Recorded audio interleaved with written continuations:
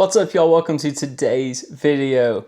In today's video, I've got a very exciting new bait cast reel that I'm going to be showing you guys. This is the KastKing Mg-Ti Elite. So KastKing's new reel, and I'm excited because it has groundbreaking, just some innovative technology kind of.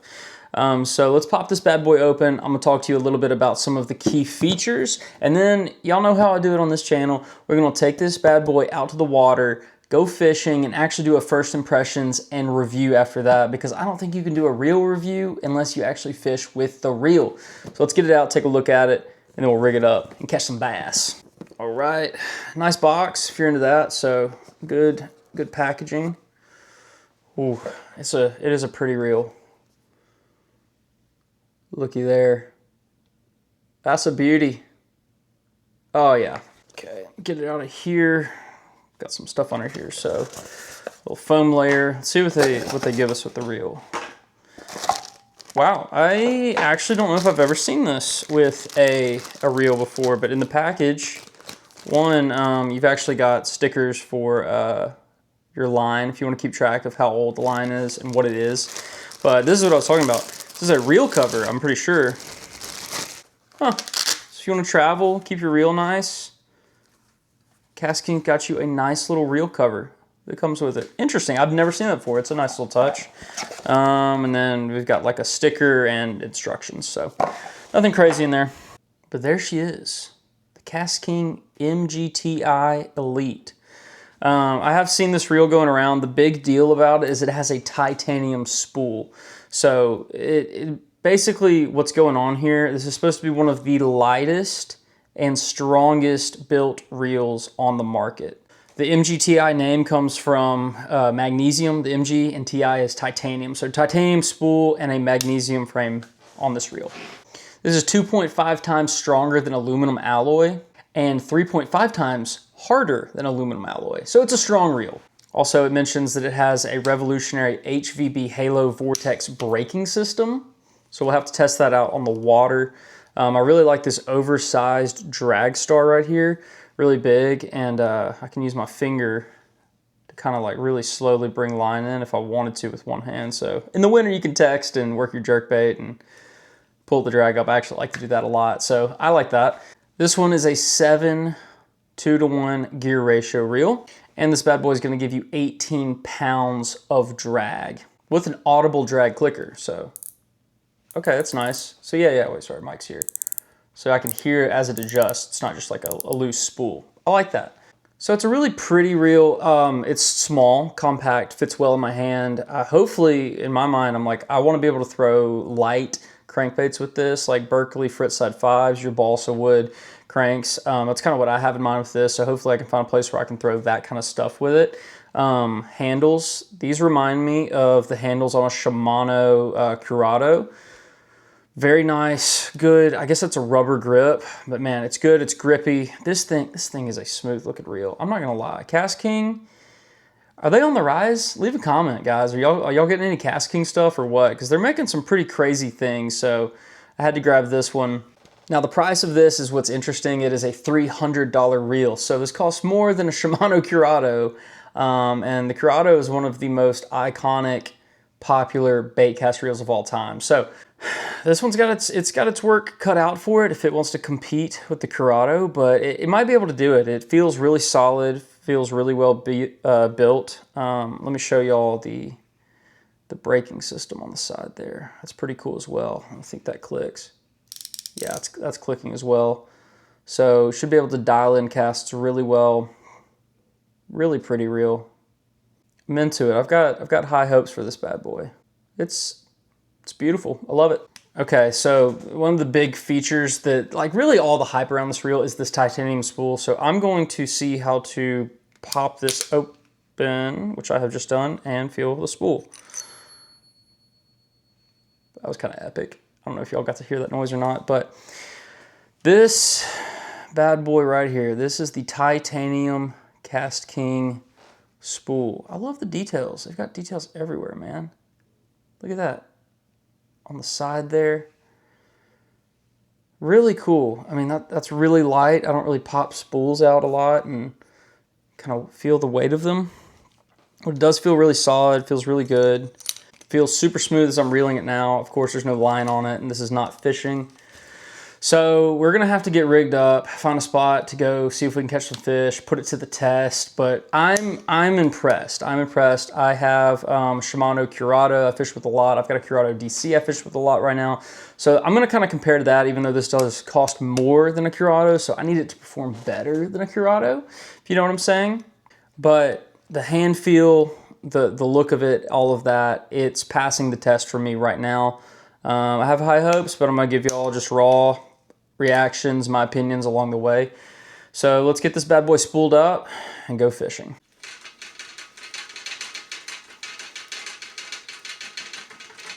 All right, y'all, it is the next morning. I'm out at the pond and I've got the Mg-Ti rigged up on a Shimano Curado rod. This is just a medium heavy 7-foot fast action rod, kind of a do-it-all type of rod. So I'm gonna start off, I was talking about throwing light crankbaits with this rod. So I've got on a Berkley Fritzside 5, one of my favorite little shallow crankbaits, and we're gonna see how this bad boy casts. So yeah, starting off in a pond that has big fish in it, but it can be a tough fish. But hey, it's a Friday morning. Ain't nobody out here but me. I'm seeing a little commotion, so let's get this thing slanging and see how it does. It looks great on the Curado rod, I might say, so. Okay, it looks a little mushy in front of me, but yeah, look how beautiful it is on this rod and reel setup. So, oh yeah, don't go too hard on the first cast. Yep. I ended up going with a, let's see, a 12-pound. It's like a hybrid, I can't remember, copolymer or something, but it's P-line. Smooth reeling right there. I can tell this thing is gonna sling. Look at the action. I'm just gonna have to get it kind of rigged up, dialed in, you might say. Let's see. Okay, so maybe a little tighter. I always mess with the spool tension on reels, and people are like, you're not supposed to do that on certain reels, and I did not research on this one, so I'm just gonna tighten it up. Okay, and then we can go back a little bit on the brakes. See if we can catch a fish for you guys today. Definitely is light, like this feels just nice and light in the hand, kind of easy casting. Feels like, I don't know. Okay, oh yeah, now we're slinging. Okay, I don't know how to explain this, but it feels really light when I'm reeling it. Like casting, yeah, it's light, but when I'm sitting here reeling it and working it, super smooth, super light, super easy to use. And yeah, my crankbait's gonna be getting dirty all morning.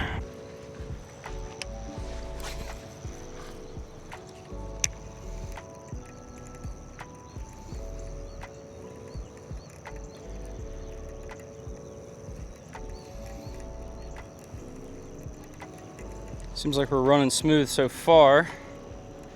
Not getting hung up on too much grass.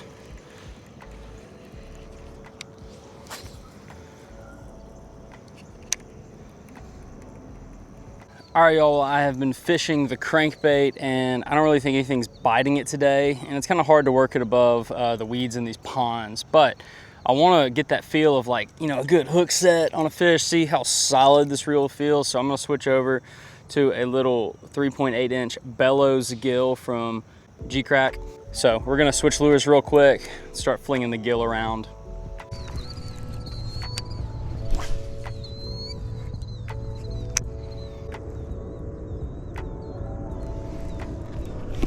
There we go. There's the fish. There's that fish we've been looking for. Oh, finally. Well, I let him get a hold of it too, man. He wanted it. Come on, little guy, but it's good to get a bite, you know? That felt good, that felt solid.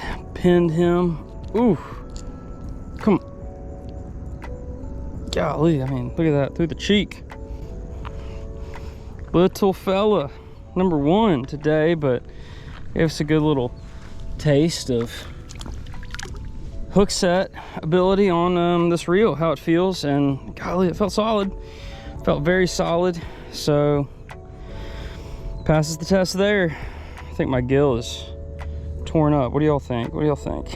I think it's torn up. Let's go get another one. Keep fishing a little bit longer.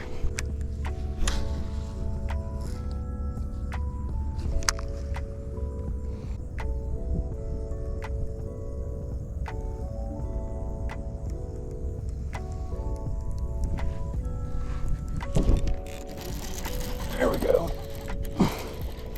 There we go. Nice one. Oh, there we go. On the bellows gill. Pinned him in the nose.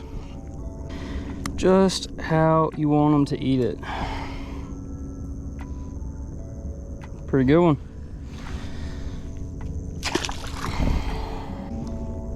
Also, am I crazy? It does have clicking drag. I had no idea it has clicking drag. Thought I heard it click on that hook set.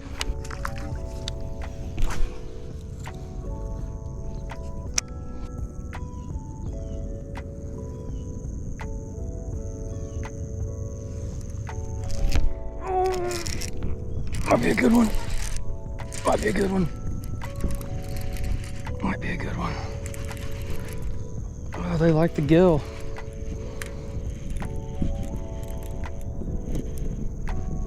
Thumped it. Let's turn him this way. Yeah, that's a good fish.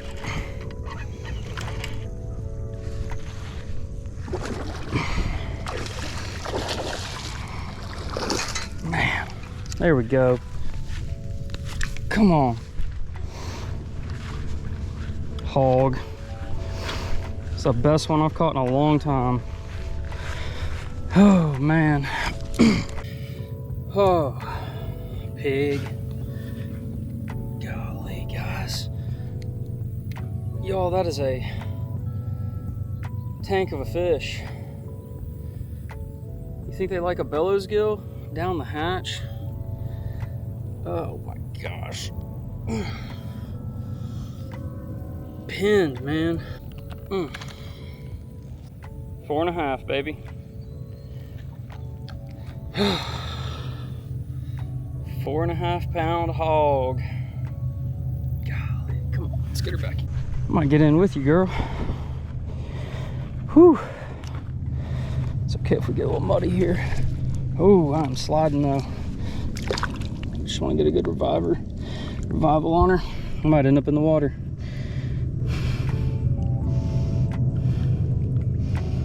There she goes.